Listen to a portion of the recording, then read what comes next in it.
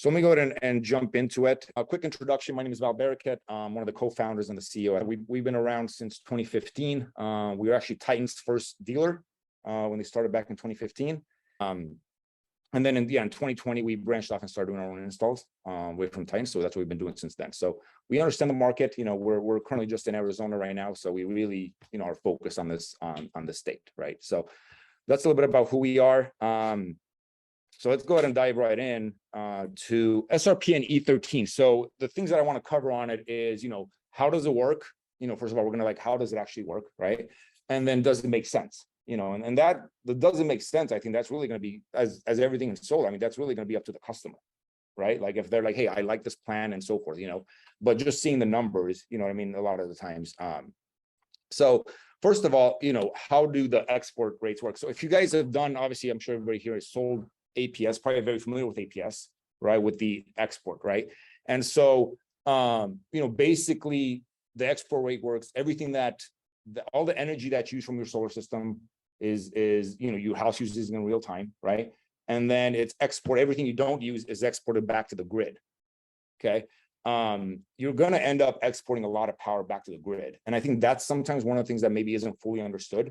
Because some of the things that we see sometimes is people are like, hey, I'm only doing a 60% offset. So they're going to end up using all their energy. And what we actually find is, unfortunately, that's not the case a lot of the times. And I'll show you guys, kind of the math on that, right? But basically, the amount of energy used in the house is instantaneously monitored and recorded by the meter. Allows APS to see the exact amount of energy from the grid you use, as well as any excess energy you generate, which gets credited back to you. Okay, obviously that's different than net metering. Net metering is like the freaking holy grail, right?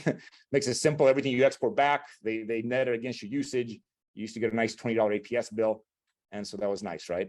But what I wanted to, and you guys might have seen this before, I wanted to just talk a little bit about, this part of it. So, this is an example of, let's say, the easiest way to kind of explain this, and we use this to explain this to customers on how it works, is let's say this customer is using 100 kilowatt hours in a day, right? And then the solar system produces 100 kilowatt hours in a day, right? So it's like for like. Obviously, under net metering, that would be like 100% offset, okay? But the problem is with the way that works is your customer is not using their power at the same time that the solar is producing. Like they don't go outside and turn the breaker off at 7 p.m. when the sun goes down, and then go back in the morning at 7 a.m. and turn it on, right? They're using power 24 hours a day, which is what the blue area here represents, okay? And so typically, at night, obviously, power usage really goes down a lot. They wake up in the morning, they're making breakfast, they're showering, they're doing all this kind of stuff, getting the kids ready for school. That goes up. And then, let me get my mouse back here. And then, they go off to work. And then the power usually goes down a little bit, right? And then they come home from work, and obviously, usually spikes when they're making dinner and doing a lot of those things. And so this is a typical homeowner use. Obviously, it is going to depend a little bit on the homeowner, right? Like if they're a work from home person, this might look a little bit different. Okay. If they're a retired person, this might look a little bit different. But this is probably going to fit 80% of people out there. Like they're going to have a very typical sort of usage profile. Okay. And so that's how somebody uses power, and the solar system doesn't work the same way, right? It just follows the sun. And so, it comes out, it starts producing power, and then, it usually peaks around noon, and then it starts going the other way, right? Now, this peak here is going to shift a little bit depending on the orientation of the system, right? So if you have a west-facing system, this peak here is going to move, an hour forward, right? Or an hour, 2 hours forward. If it's in the morning, that peak's going to probably, Matt's like, I've heard this before. Oh, no worries, man.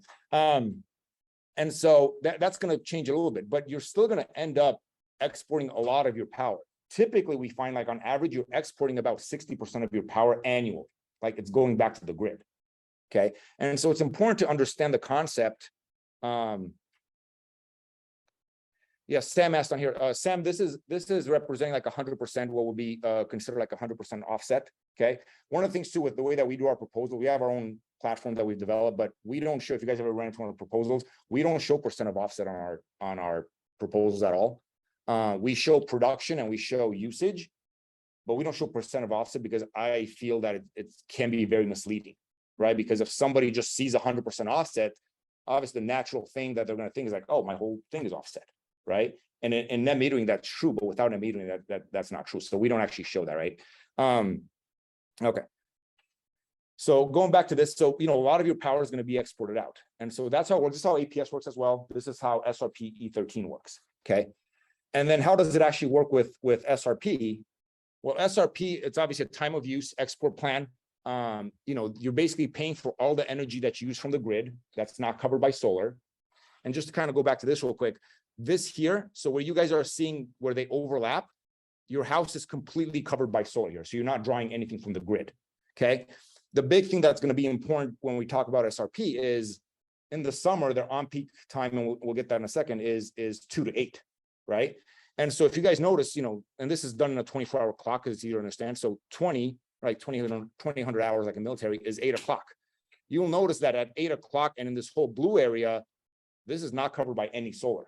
Like they're buying that power from SRP, okay? And they're buying it at, right? They're buying, we're going to go over the rates, but they're buying it at a pretty high rate.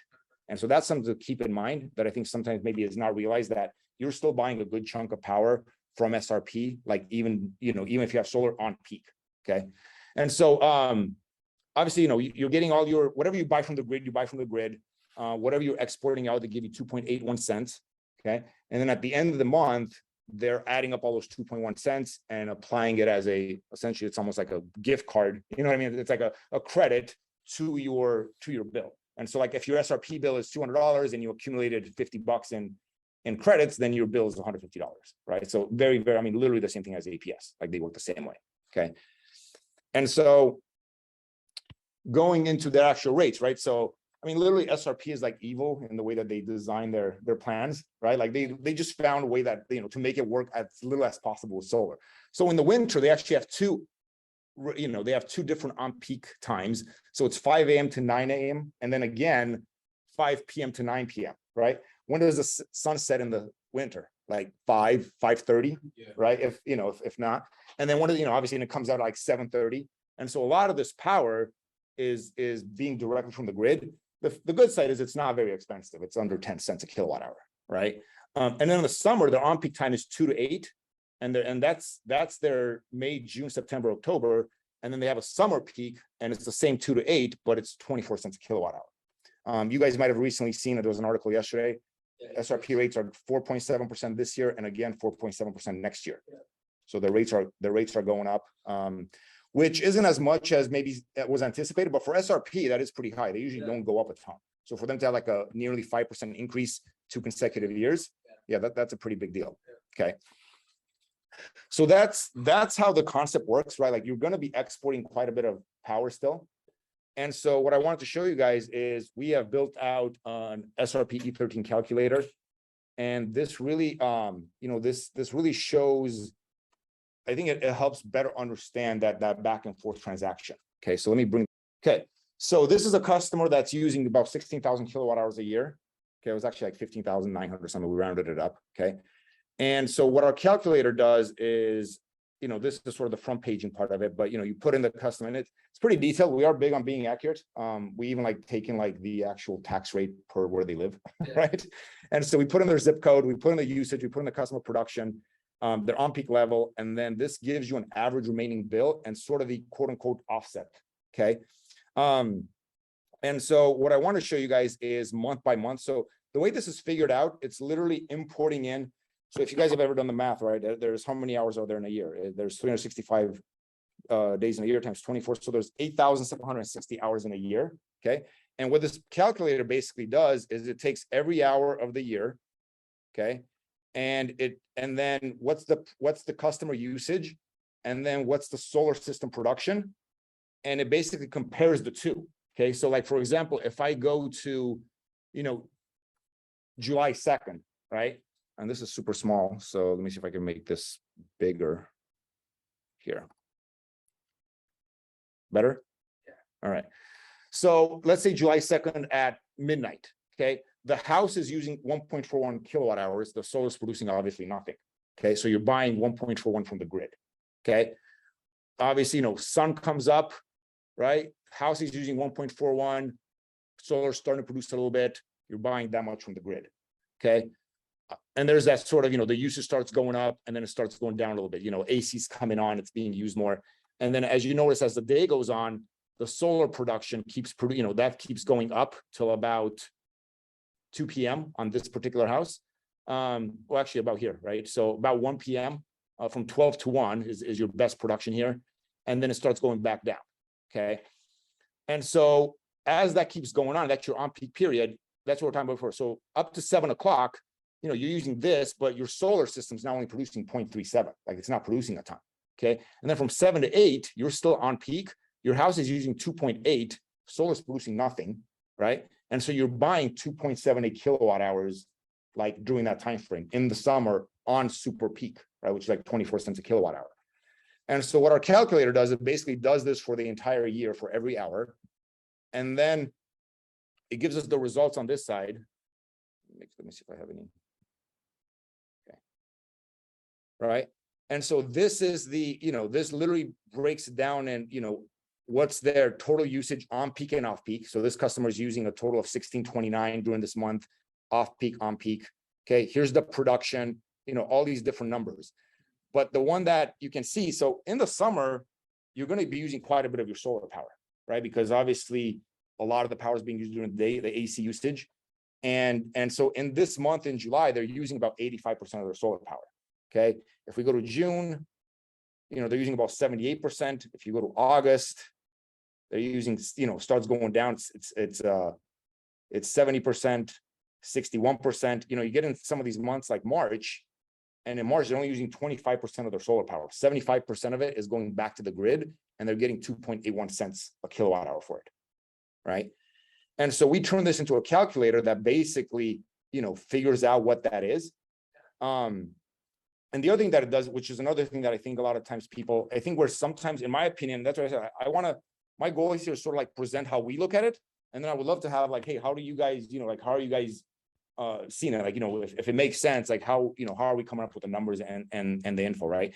So one of the things that I think sometimes is missed in solar, both APS and SRP, is after you go solar, the blended kilowatt hour rate with the utility actually goes up, like by a lot, right? And sometimes, and especially in SRP, and people's like, well, why is that, right?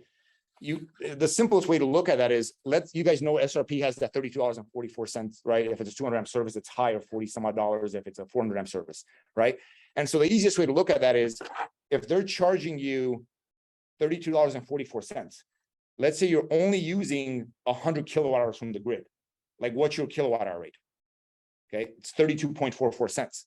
Like, so if you're only drawing 100 kilowatt hours from the grid, they're charging you like a rate of 32 cents a kilowatt hour. Okay. If you're drawing 1,000 kilowatt hours and they only charge you 30, then you're only paying 3 cents, right? And so after you go solar, you're actually drawing less from the grid than you did before, but some of your charges are static. They're not based on usage. They're there regardless. APS has the same thing. They have like their daily, charge. And so in this particular case, like after going solar, this customer is actually going to be paying a blended rate to SRP of 22 cents a kilowatt hour. Okay. And so that's one of the things that I think I've seen when people are kind of doing the math, they're using like a very low, like after solar rate. Okay. And so going back to this calculator, the way it works is there's a results page. Okay.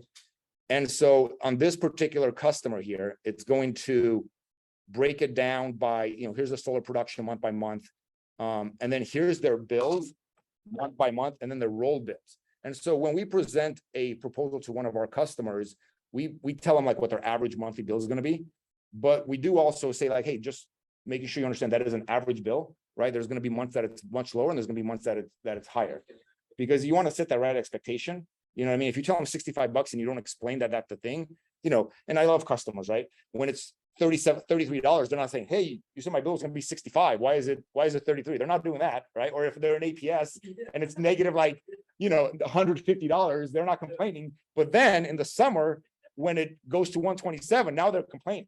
And so we have that conversation all the time, because sometimes it's been months or a year and they forgot, and like, oh yeah, I remember we talking about that. And then they're good, right? And so it's important to kind of, have that information. But I'll answer one of the questions. So this calculator, like we were saying, we have a couple different versions. So we've got different customer, if somebody's low usage, kind of more of a normal, and like super high usage. And then we did a 180 and a 270, right? So south and west. This one that we're looking at, this is a 180. So this is a south facing system for a customer that's using around 16,000 kilowatt hours. And so I just updated it to the usage and the production the same. The average bill went up to about $90 a month. Okay. And so if we go back to the results, let me get rid of this thing. you'll notice that now this customer, their low end bill is 32. Yeah. It goes up to about 202 in July. Okay. And then that averages out to $88 on here. Right now, if I change this, so let's say we did a, I hear like 60% used a lot, right? So if we do 16,000 kilowatt hours times 0.6, we get 9,600. And it takes a little bit of loading time. It's doing a ton of calculations.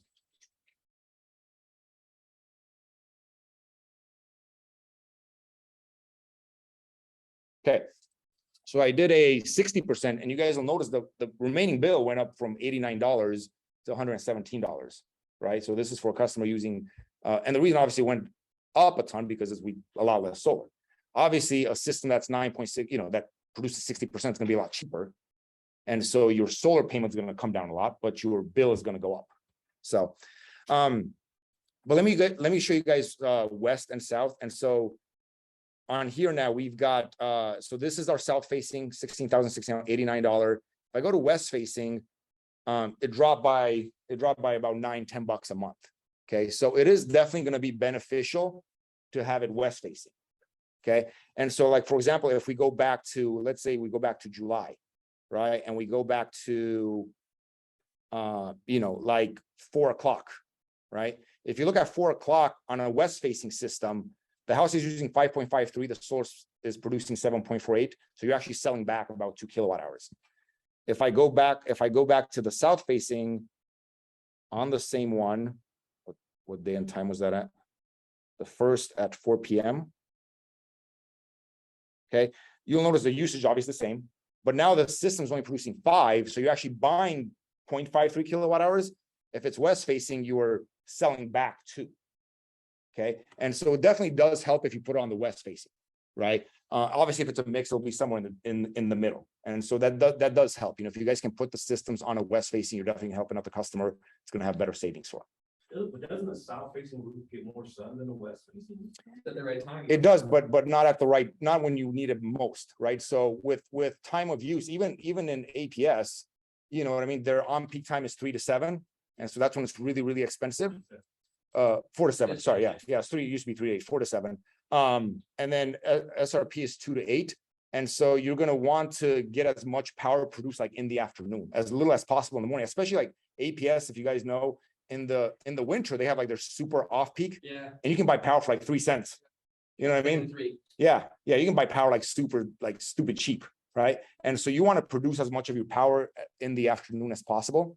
They're going to get a lower bill.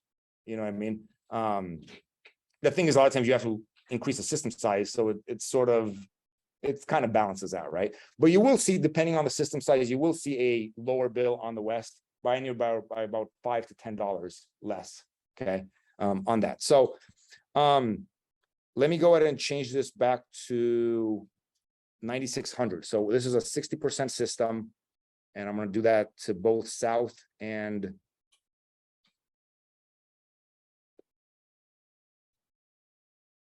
okay, so on the south, we had a remaining bill of $117. The roll bill here month after month, which is funny because there's not really a lot of rollover here, but it was $51 up to about $239. If we go over to the west, so this one was $117 average. This one's $107. Okay, so it's going to be about $10 less on this size system. Okay. And so that is how we're calculating, getting like an idea of what it is. Okay. It's been one of the things that recently we were able to do is actually get a customer bill that's actually been on, E13 for a year, yeah, and actually see like what is the remaining bill, right? And so we'll show you guys what that looks like. You know what I mean? You also notice we talked about, see how now their post solar is 15.6. Okay. That differs because you're using a lot more when you do 60% system, you're using a lot more from SRP. Okay, so for example, if I go back and I show you guys in July, now they're using 98.9% of their solar power. Okay, like directly, which is good. But sometimes the problem is they're using it at the wrong time, right? They're using it at like 1 p.m. or they're using it at noon, right? But they're still using a lot. But even if you do a 60% system, if you go to something like March, they're still only using like 40%. They're still exporting 60% of that power in March, just because the AC is not really running, the heat's not really running. Like there's not a lot of power usage being used. So they're, they're only using 40%. In February, they're using the same. In January, they're using about 50%. So this is probably like a all electric home, right? That's why it's higher in January. And I would expect December to look the same. Yeah, about 64% used in December. Okay. So that's basically how we are calculating that. And then I wanted to show you guys, we actually had somebody that shared one of their customers. Their customer was nice enough to let us get their actual SRP login. Yeah. And so we were able to download, and they had solar. I think it went live like, so they literally have a full 12 months, you know what I mean, of usage. And so this is an SRP bill on the export plan on E-13. Okay. SRP is actually a lot nicer when it comes to helping a homeowner understand their usage. If you guys have sold in APS and the customer's like, I'm only using 800 kilowatt hours, that's what my bill says. Yeah. But it doesn't show you do, but you also use like 1,000 from the solar. Yeah. Right? Like that, it doesn't, yeah. Yeah, everybody's shaking their head. Yeah, you guys know that pain, right? Every day. And so we have to, if you get into their account, what's funny is APS, they monitor, right? There's a production meter, right? There's a production meter, so they know the usage. And if you get into the customer's account, if they share their login with you or they add you as a guest, you can pull that data in. And we do that all the time because customers complain about their bill is too high. And then we go in and we're like, look, your solar produced this, you exported this much, right? Which means you use the difference between what it produced and what you exported. And we add that to what they charge you. And this is your usage. And a lot of times, I'm sure you guys do, we find their usage went up, 24% or 13%. And they're like that. Anyway, SRP does, their bill, figure out my mouse here, their bill does actually show you this stuff. So they're showing you how much you use from the grid. So on peak, off peak, and then 1360 from the grid. Then they show you the export. So that goes back. And then they actually show you how much you generated. And then they show you the total household usage. It's very helpful. I wish APS did something like that because it would really make everybody's life easier. You know what I mean? They wouldn't get frustrated with us because they don't understand their bill. Okay. And so this is a customer. This was obviously their August bill, right? So it was 726 to 827. So it was mostly August. And their bill was $188. Okay. And then we actually have a month-by-month breakdown. And so here is, September 2021 through August 2022. They used 8416 from the grid, from SRP. Their solar generation was this, so the customer, right? Their export was 5,700. That's how much they exported out. And so if we do, I haven't even done the math. What is that percentage of export? 5,710 divided by 8941. So they exported 64% of their power, right? And that's what we use at 60/40 because that's typically, again, it's a range. It might be 55, it might be 65, but it's a pretty close enough number that you're not going to be, way off, right? If you'd like a 60/40 split on a, if it's a 100% system, right? So this customer exported out, they generate this much, they export out this much, they use this much solar, and then, I'm sorry, their total usage was 11,647, not that's how much they used from SRP, but their total usage was 11,647. So I think it's like a 75% system on this particular one. Okay. And then here is their actual, this is what SRP charged them. Okay. So if we go back to this super quick, their generation was 8941 divided by 11,640. So this was a 77% system. Okay. And this is what their bills ended up looking like. So their average bill was $97, and this is their actual bills. So their low bill was $43, $40, and then their high bill was $206. Okay. And so, now the question is, understanding it is the first part of it. The second part of it is like, it doesn't make sense. Okay. And so in my opinion here, there's definitely some advantages to the E-13.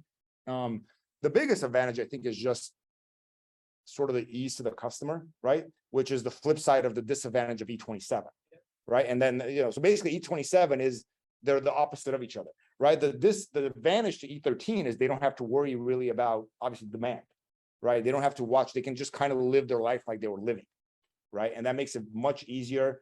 Have you guys done E-27? And if it's not, yeah, and if it's not explained properly, or they don't understand, or they're not listening, because you know what I mean, Like we've had, I think, one No customer. There's no extra load controller. Right, yeah, the load control is the biggest one. Yeah, the load controllers, there's no extra adders.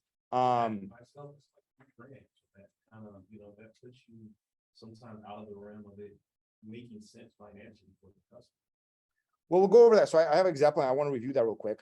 But yeah, the load controller is frustrating for homeowners. Yeah. It depends on how, and I do sometimes see out there proposals being done with unrealistic load controller settings. Yeah. Like their proposal is based on like 2 kWh of demand. Like, dude, just go shut off the breaker then, Yeah. right? Like it's like it's not gonna, like it's never gonna work, and they're gonna get frustrated. Yeah. And so if you use a realistic, we have an SRP calculator that gives us like what it should be. We normally do, depending on the household and how much they're using, like 5 or 6 in the summer. Yeah, and then in winter, if they're all electric, we might do like 4 or 5 even in the winter. Like the goal is to sort of be at least as seamless as possible. It has to be explained properly. And again, that's what I think it's about, like just setting the right expectation. And then as they understand, let them sign up for it, right? So the advantage obviously of the E-13, it is much, you don't need the load controller. They don't have to watch their loads like, holy crap, I messed up, right? One of the advantages of E-27, if you mess up one time, well then, the rest of the month is free in a sense, right? And one of the advantages of E-27 is off peak, you just get stupid cheap rates. It's like what, like 3, 4 cents, 5 cents, right? And so you can, you want to sleep with the AC at 65 and use a down comforter in the summer, then by all means do that, right? That's the big advantage of that one. But you do have to be somebody that like manages that stuff. Otherwise it's going to be, so it depends on the household. Like I'm good at that. I like geeky techie stuff, so I'd be all over the app and stuff. My wife would ruin the whole thing, right? We would have a demand just because she, you know what I mean? And so it does depend on that. And so you don't want to have that. So when it comes to E-13, like, it might save marriages, right? Yeah. When it comes to E-13, that's an advantage, right? The disadvantage is that, they get crap for buyback. I mean, you're getting under 3 cents, okay? And so it's gonna cost more than a E-27, even a properly designed E-27.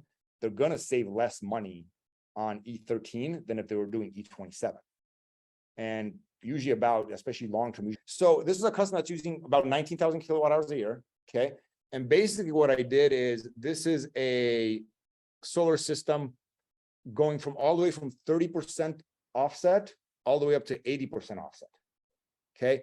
And then basically figuring out, what is their solar, what is their SRP payment without solar, okay? What is their SRP bill with solar, okay?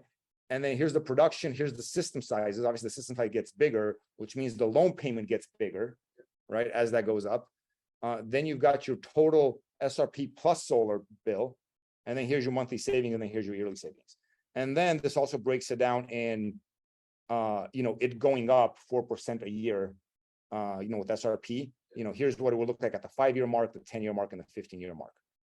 And so what this actually shows, that if you're looking for most savings, it's like a 35% systems actually would probably give you the biggest savings. The mix of the super low solar payment should be like $45. That'd be super easy to sell, right? It's only 4 kilowatt, which that's the bummer part, right? You're only selling 4 kilowatt systems. But that's actually that is actually like the sort of sweet spot is like 35%. I did a proposal in our system based on like a 45%, okay? But then once you start getting above 50%, your savings is actually negative, okay? A big part of this is like, what is it priced at though, right? And so it had a couple, it was a real proposal. It had like a couple adders in there, for, I think there was like a permitting thing because it was in a jurisdiction that had a higher permit fee. It had a extended warranty in there. So it was like a kind of like a realistic type of thing, right? And so, but I think it was like a 280 net or something like that, right? I think the proposal was like at 280 net after dealer fees and after proposals, after adders. So that's what this is based on. So, looking at this, like you're going to end up, because look at their bill with solar, right? So at 30%, they're paying 149 on average. Here they're paying 134. At 60, they're paying 123. At 80, they're paying 111. But you're $30 difference between 30%. What's that? It's only $30 difference. Right. But then look what happened to your solar payment in that same range, right? Your solar payment went up by $56, but your solar bill only went up by 30, one of my much smaller, it's not even, so what, $23, right? So the SRP bill went down by $23, but your solar payment went up by, we're finding by doing these calculations that it's going to end up, you're going to end up in that scenario. Okay. And so it's important to, size that right. And then let me show you guys a proposal. Oh, actually, it's back in my presentation. So let me go back to this. Share screen.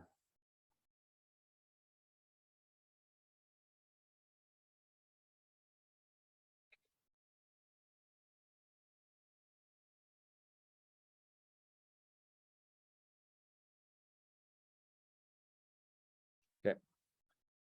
So we went over that. So here's a proposal. This is, if you guys ran into one of our proposals, you might have seen this before, right on the field. But our proposal basically, we show the customer down in this area, like here was what your utility bill was without solar, and then here's what it is your new one with solar. Okay, and then here is their monthly payment, and then we also show them, this is with paying it down by now 30%, right? By month 16, this is a dividend proposal. And then here's what it is without, right? So we always want to make sure they understand that and that the reps are having that conversation. But this shows that, I know one of the feedback that I've gotten a little bit from people is like, hey, they're like, it's dangerous to show them this number, right? Like it's risky to show this number because if you're off, then they're going to hold you to that number. I disagree a bit with that. I think it is dangerous. It can be risky, but I think it's irresponsible to not, you know what I mean? Because if you don't, people have, a lot of times they're not listening and they have their own expectation. We ran into that as well. Like we went over it and we had a customer, they had solar at their old house and they had net metering, and whatever our rep told them, they just remember how that worked, right? And so it is important. I think, again, it can be risky to give them a number, but I think it can be irresponsible to not give them any number at all, because they're going to have, a different expectation. And, if they understand, that's why I think I started with, if they understand how it works and they sign up for it, then great, you know what I mean?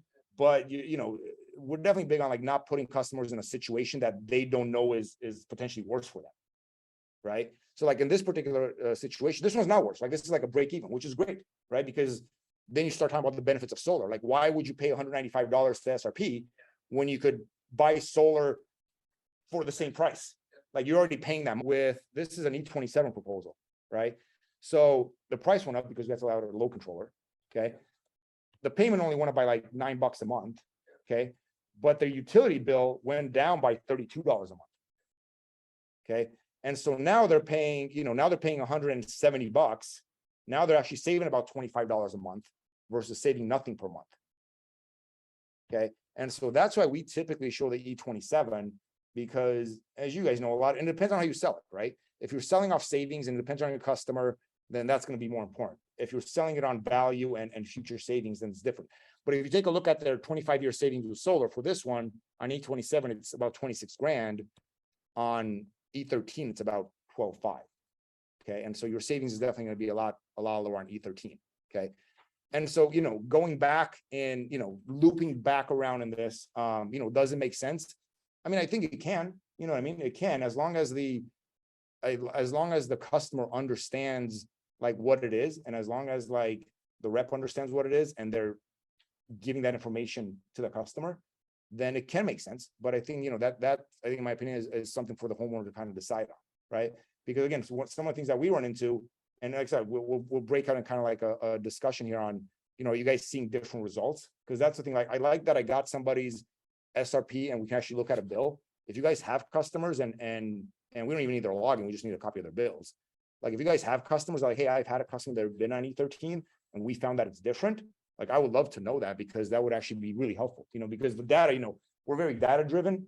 And so we're just going off the data, but that may not necessarily fit like every single scenario. Okay. And so I think it can make sense. Like obviously the numbers, the right size system, again, I think it's going to be more like a 35 to 45% system, unless they're going to have like a negative, unless they're actually literally going to go, the bigger you go, once you really pass like 45%, the lower and lower their, savings go, like the more it's costing them out of pocket. And then if you actually go, if you look at, okay, well, that's today, right? So somebody said, well, that's today. What about in the future? Okay. Well, let's say we go 10 years ahead and it's gone up 4% compounding every year. Okay. Well, now actually, they do get savings. Okay, because the utility got more expensive, but the solar didn't. But it's still the same thing, right? The bigger the system, the less the savings is. Like that doesn't change. Okay. One of the things that sometimes people don't understand or think about is as the utility rates go up, unless you have net metering, that was the beautiful thing about net metering.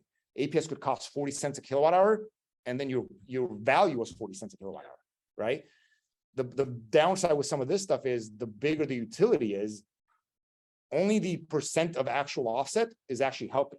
So if SRP goes up 5% per year, those SRP customers, 60% of their bill is going to go up 5%. The other 40% is not going to go up because it's covered by solar. Okay. And so those remaining bills, like if you look at here, in year one at 45% system, their remaining bill is $134. In 10 years at 45%, their bill is now $190 instead of $134. So that remaining bill is, and same thing with APS, that remaining bill is going to go up over time, right? Because you don't have net metering. And so that's what we found on that.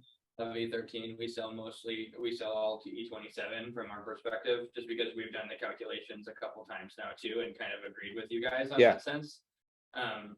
Depending on if it has a battery, that'll affect the percentage of offset that we do, but we've pretty much been pretty E27 tried and true for the last 3 years, right? I mean, we don't even recommend the E13 unless it's a very specific circumstance. Like if we're talking to a homeowner that we know just is not going to get demand, like we know demand is just going to go over their head. Yeah. Then we'll pull an E13 proposal out because they're just not going to understand it. Like, yeah. And you can sense it when you're sitting with them. They're not going to understand it and they're going to be mad at you, you know? So you just kind of like, I'd rather avoid it and go to the E13. But that's the only time really when we would ever pitch an E13, right? Would be if we feel like they are just not going to understand demand. Last E13 I had was someone that sold an E27 and we only had any space in the road that had 45% offset. As you can imagine, we saw some pretty hefty demand charges. Yeah. So switch them over. Yeah. Happier, but we're going to move the system to the west side too, right? Yeah. Even though it's like it's messed up more roof. Yeah. It's kind of a funky situation, but that's the only, as long as I've been doing it. A whole lot of E13. Like I said, like if people do have, and even obviously we have more people online. Yeah, I've seen a lot of more competitive proposals showing it though. And yeah, I see a lot of them show $32 left over, and I'm just like, how are you showing 32 left over on an E13? I can just yeah. You know what I mean? Right. How many times have you guys seen that? I've seen it just no, and what I'm saying, like if you guys have, like I said, I mean, because we haven't sold anybody on E13, and that's why like part of this I wanted to like, if you guys are willing to share, and I hope we can collaborate, sort of be a two-way values here in the sense of if you guys have customers on E13 and they're willing to share their bills, you know what I mean? Then that we could, because if there's a situation where it works, then it's like, hey, what are we missing on our end? Sure. You know what I'm saying? Because I'd love to sell E13 if it made sense. I only sold a handful because I looked at their peak demand, and I mean, one homeowner had peak demand of almost 20. Ooh. And I'm like, dude, yeah, It's not fun. you're automatically going on E13. Yeah, I feel like there's very specific circumstances where it makes sense, but they're very specific. Yeah. Okay. I think somebody on line had asked, maybe Brandon, if it was you. We have an SRP. This is our E27 calculator, which is different than the other one. We basically put in the customer's usage here, and then it estimates their demand per month. And then, here's all that. And then it basically recommends like what the suggested demand setting should be. And that's what we enter. Okay. And this is obviously with the load controller. The problem is, like, for example, if you take, so this is a system that produces, and this is our azimuth. So we do account for that. So this system is producing a total of 4755 plus 8375. So it's 13,130 divided by 15,595. So it's like 84%. And the remaining bill is $93 on E27 with the load controller. If we take the load controller off, it goes up to 109. So it saves like $16 a month with the load controller. Okay. And you guys will notice here, like in this column, I can make this bigger. Okay, you guys will notice here in this column, as I toggle this off, it caps at whatever the demand setting is, right? So we have 3 and 3.5 in the summer. And so it caps it at 3. Obviously, if it's lower than 3, then it sends that. If it's if it's 3, and then if you include a battery with a kilowatt offset of 3.3 kilowatt hour. So we typically use an LG Camp 16 kilowatt hour on SRP customers because we're trying to, and we don't really start discharging until about 4 p.m. Yeah. So we're trying to get as much out of like a 4-hour window as possible. Okay. And so if I include that, the remaining bill goes down to $70. Yeah. Okay. So it went down $23, but that battery is going to add more than $23 in the payment. Yeah. Put the load controller off a little bit. Yeah. And that KW demand is starting outside of the production. So that. This kilowatt hour demand is assuming outside of production. Yeah. Okay, Yeah. interesting. Because the solar goes first, right? You use all your solar first. The solar demand goes would be first, yeah. above and beyond Kilowatts, Yep. right? So, Yep. but I see 5.6 consistently in my customers after solar systems. Even if I sold them a 70% offset, I'm still seeing that. The problem if you don't have a load controller, even with solar, okay, if we go back and we look at, this, okay, and we go to a summer month, Yeah. right, and that's what sometimes I think people maybe, right, this is still on peak, this is still on peak, So that's something this is still on peak, that's not producing Right. hammer demand. right, so like like right here, that last hour, you're still gonna get, you could still potentially be hit with that demand. Just curious if you- When my customers call SRP and say, when did I get the demand? It's Yeah. almost always 7 p.m. Yep. or 7. Yeah, because the solar is not doing much for you at 7 p.m. Like, Mhm. as you can see on this, it's doing very, like, here's an example. Yeah. It's, you're using this, but it's producing that. But You like know. at 6 p.m., it was just producing already 270. Yep. So it's literally just that last hour. that Yeah. we get Yeah, it's like that last hour that's getting hammered. And that's what's tough with that because the solar is not demand, it's not offsetting almost anything. And so that's why we always use a load control unless the customer doesn't want it. Because without it, there's really no way to know what that's going to be. With your load controller, is there time settings? Like, does your load controller lock at the kilowatts, or can you tell it like between 7 and 8 be at 2.5? It can, yeah. It can, Mhm, okay, energy? mhm. Okay, Yeah. And the customer has an app too, and they can Yeah, you can override it and change stuff that like that. time Yeah. and stuff, Yeah. yeah. Yeah. Yeah. that's So, what I figured, but I was interested. let's see here. Are you seeing clients happy with load control settings under 4? Sam, we don't, I mean, we haven't had complaints, but we typically don't, because again, we figure it by the customer. And so we really set it, our goal is to obviously not have upset customers. We want high customer satisfaction. We want high ratings, which turns into more customers, right? And so we typically, like how we're showing on that calculator, we usually set it to something that we try to be as seamless as possible for the homeowner so that they're not really noticing stuff being shut off. And then they know that, hey, if you want to save more money, you can dial this down. You can dial it back up, right? But we're normally setting it to something that's like a realistic expectation based on their use came in as well. But Solar does nothing for demand, simply because solar doesn't generate between 7:30 and 8 p.m. on weekdays in the summer months. That's right. So it does during the day, yeah, Mike. And we looked at the calculator that we have. So this is a west-facing roof here on our calculator, and this is in July, right? So if you look on, for example, at July 17th, okay, and right, July 17th, okay. This is when the on-peak time starts, 2 p.m.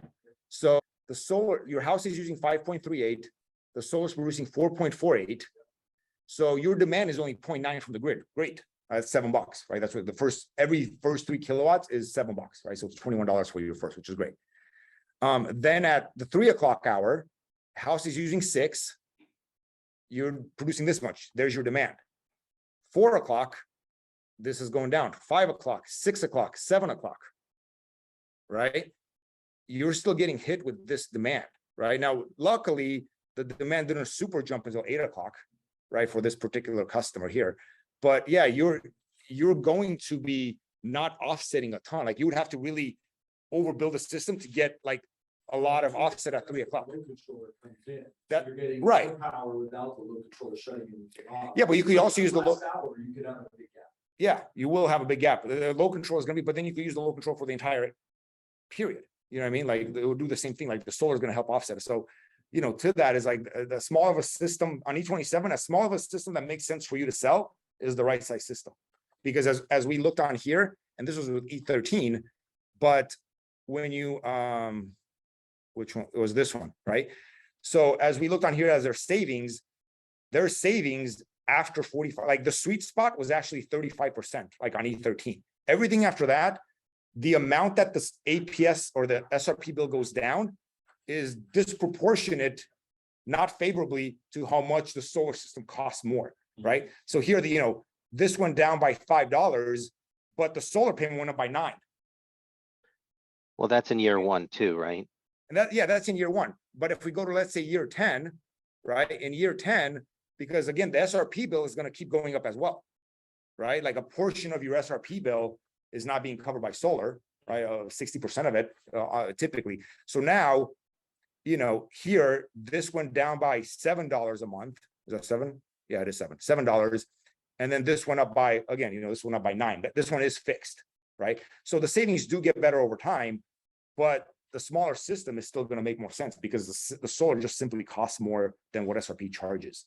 And that's specifically with E13. That's Right. either, You're never going to generate for less than 3 cents. So it's Right. never going to, be to your advantage to go bigger. yeah. So, Brent, I think I was you saying, like he was saying that we hadn't even thought about that, Mike. It's I guess that's good for batteries, right? Like he was saying to get the, especially now, right? Didn't used to be, although I'm sure people still took it. Now that the battery is especially part of the new bill. Well, actually, Brent, the new one is actually for storage. You don't even need to do the solar L anymore, right? You don't even need to do that one solar panel because the new inflation reduction, the new IRL or whatever they call it, right? Is now applicable to batteries as well. Like you don't have to have solar. It's applicable for storage. Then you could just buy 2 batteries, right? Fill them off peak for 4 cents. Discharge them. Provided that the utility allows it. Yeah, I'd be curious if. But yeah, fill them up with 4-cent power and then operate off grid during the peak hours. Yeah, that'd probably be a decent ROI there. Now in 10 years, Omari, I don't know what happens, right? Yeah. That's risky Right. there, right? It's an issue, man. Yeah. That's always been my life. Like when it comes to batteries, like I think I tell every customer not to do that unless it's one of their like. Now I have sold some in Whitman where like people actually live off the grid. Yeah. You know what I'm saying? Something like that. But like anyone else, like I run into and I'm like, look, batteries don't make sense for Arizona. It does in California because California, their price per watt is 40 cents. Right. So you could do solar, add a battery and put them anywhere between 24 cents a watt and it still makes sense for them. Yeah, But well, out here in because Arizona- then you're storing that 40 cents that you would have paid, like Exactly. you're getting that value out of your battery. Out Right, here, yeah. APS, you're talking 16, 17 cents a watt. Yeah. You add a battery, it's like, it's gonna eat into your savings. Right. And we don't get power outages enough for Right. that to really make sense. And then To you're add talking value. about, now you need 2 batteries. Although some SRP customers have a lot more outages than most APS customers. Okay. Yeah, no, SRP does, right, yeah. Especially like kind of at the edge Okay. of the grid. And then the battery can provide a lot of luxury if they have a load controller on an E27. We're still thinking, Val, that on an E27 with a battery and a load controller, then the battery's going to supply power so the load controller doesn't have to. Not as much, right? It's gonna be a lot more. You can lower that demand. You can lower the load controller because now it's being offset by that. You can add to what the solar is producing before the load controller kicks in and get that for the battery. Okay. So they don't have to deal with the battery, the load controller.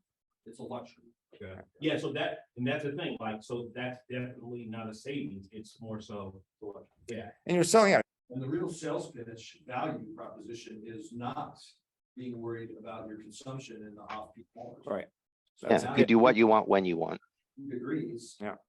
In our case, we have the load controller often, right? And that is, so if you kept your thermostat at 32, the load controller would Take care of, you don't have to readjust your thermostat. It'll just, Right.